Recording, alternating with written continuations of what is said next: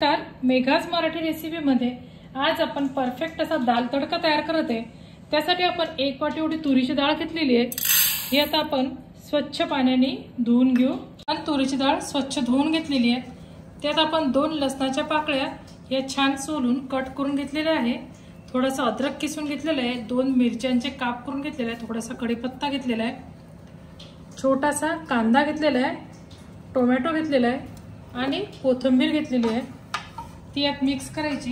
त्यानंतर आपण त्यात अर्धा चमचा एवढी हळद, अर्धा चमचा एवढे धने जिरे पूड, अर्धा चमचा एवढा लाल तिखट आणि अर्धा चमचा एवढा मसाला आणि थोडंसं आपण जिरं टाकायचं। यात आपण 1 वाटी डाळ घेतली होती। त्यात आपण 2 वाट्या एवढं पाणी टाकायचं आणि याच्या 2 शिट्ट्या आपण करून घ्यायच्या। यात आपण थोडंसं तेल टाकायचं आणि याच्या 2 शिट्ट्या करून आपण डाळ शिजवून घेऊ। आपली तुरीची डाळ छान शिजली आहे। ही आपल्याला घोटायची नाही, ही अशीच ठेवायची कारण की आपण याचा दाल तडका तयार करत आहे। दाल तडका करण्यासाठी आपण कढईत तेल गरम करायला ठेवलेलं आहे। तेल गरम झालं की आपण त्यात मोहरी टाकायची।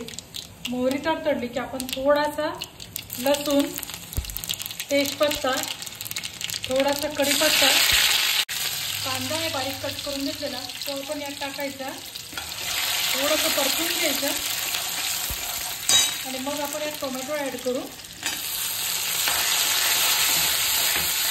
टोमॅटो आपण थोडासा शिजू देऊ। आपण थोडासा हिंग टाकू, थोडीशी हळद टाकू,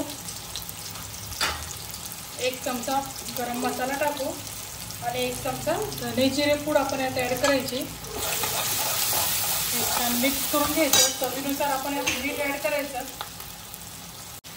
आता आपण यात थोडंसं अर्धी वाटी एवढं पाणी टाकायचं